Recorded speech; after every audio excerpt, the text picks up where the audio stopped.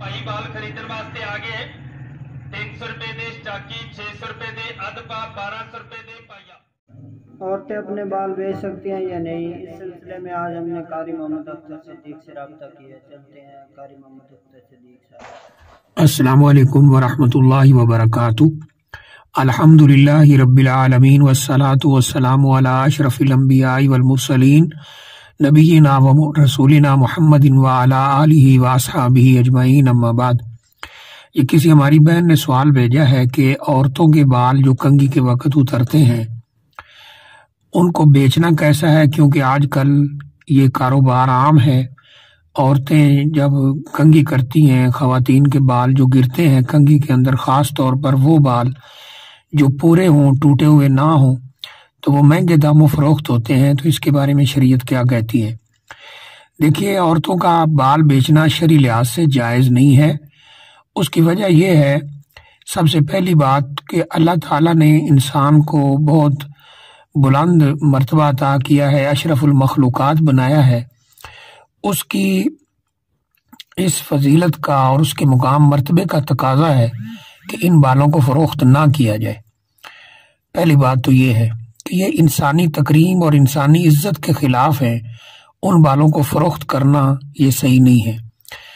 दूसरे नंबर पर इंसानी आज़ा जो हैं, चाहे वो हर वक्त इंसान के साथ लगे हैं या बाज़ कुछ चीज़ें जो अलग हो जाती हैं, जैसे नाखून वगैरह हैं, बाल वगैरह हैं, ये सब कुछ अल्लाह ताला का दिया हुआ अमानत है इंसान के पास। इंसानी बदन इंसान के पास अमानत है, इंसानी जिस्म इंसान के पास अमानत है अल्लाह ताला की।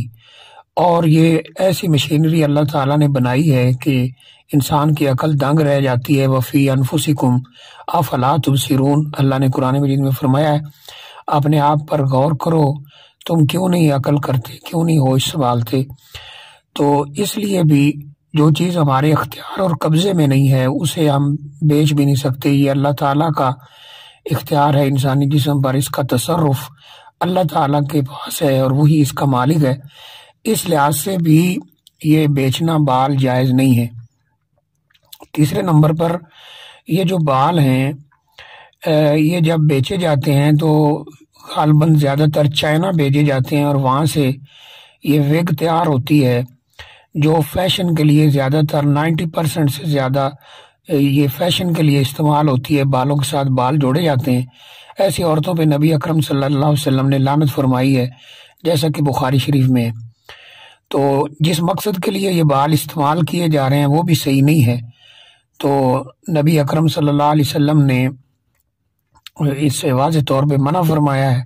और अल्लाह ताला का भी फरमान है, वतावनु अलल बिर्रि वत्तक़वा वला तावनु अलल इस्मि वल उद्वान।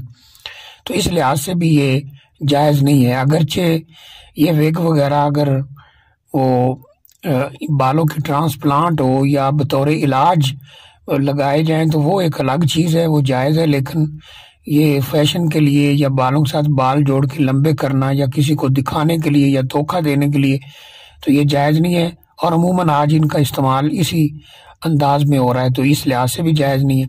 एक और लिहाज से भी देखें तो जो जादूगर वगैरह हैं वो बालों पर जादू करते हैं, जिसके लिए वो बाल इस्तेमाल करते हैं, जैसा कि नबी अकरम सल्लल्लाहु अलैहि वसल्लम पर भी जादू किया गया था और आपके भी बाल लिए गए थे और बालों के ऊपर जादू किया गया था।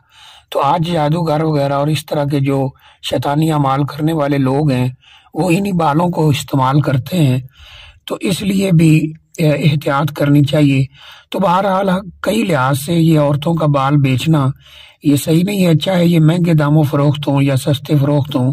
इनकी खरीदो फरोख्त जो है वो जायज़ नहीं है। वल्लाहु आलम बिस्सवाब।